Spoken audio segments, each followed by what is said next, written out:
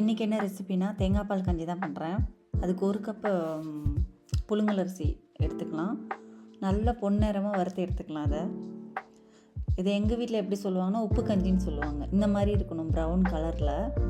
அந்த பொரி அரிசின்னு சொல்லுவாங்கள்ல, அந்த மாதிரி இருக்கணும். அது இன்னும் சூப்பராக டேஸ்ட்டு ஸ்மெல்லாம் சூப்பராக இருக்கும். நல்லா ஆற வச்சு மிக்சியில் நல்லா ரவை பதத்துக்கு அரைச்சி எடுத்துக்கலாம்.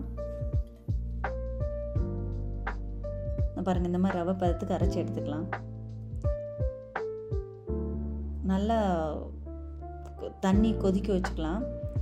இதில் பாத்திரத்தில் நல்லா தண்ணி கொதிக்க வச்சுட்டு இதை நல்லா மிக்ஸ் பண்ணி போடலாம். நல்லா கட்டிப்படாமல் நல்லா மிக்ஸ் பண்ணணும். இந்த கஞ்சி ரொம்ப ரொம்ப சிம்பிள் தான். சளி பிடிச்சி இது மாதிரி ரொம்ப இதாக இருந்துச்சுன்னா சால்ட்டு சேர்த்துக்கிறேன். அந்த மாதிரி டயத்தில் இந்த கஞ்சி ரொம்ப நல்லாயிருக்கும். இப்போ வயிறு எரிச்சல், வயிறு இந்த மாதிரி அல்சர் இது மாதிரி இருந்துச்சுன்னா இந்த மாதிரி சாப்பிடும். பூண்டு சேர்த்துக்கிறேன். இப்போ அந்த அல்சர் டயத்துலலாம் இதை எடுத்துக்கிட்டால் ரொம்ப நம்ம தேங்காய் பால் இருக்குல்ல, சூப்பராக இருக்கும். இந்த காரம் எதுவுமே நம்ம போட மாட்டோம், மைல்டாக தான் இருக்கும்.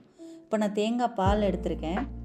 தேங்காய் பால் எடுத்து அதில் ஊற்றிக்கலாம். இப்போ நீங்கள் தேங்காவை டைரெக்டாக அரைச்சா அப்படியே கூட ஊற்றலாம். ஏன்னா குழந்தைங்களாம் சாப்பிடும்போது அது வாயில் அந்த தேங்காய் படுறதுனால தேங்காய் பால் மட்டும் எடுத்து போடுறேன்.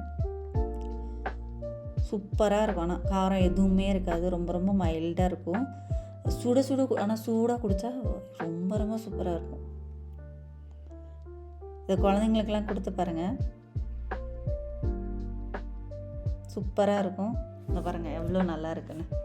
அந்த கலரே ரொம்ப சூப்பராக இருக்கும். அது அந்த தேங்காயோட அந்த பூண்டு ஸ்மெல்லு இதெல்லாம் ரொம்ப ரொம்ப சூப்பராக இருக்கும். கண்டிப்பாக ட்ரை பண்ணி பாருங்கள்.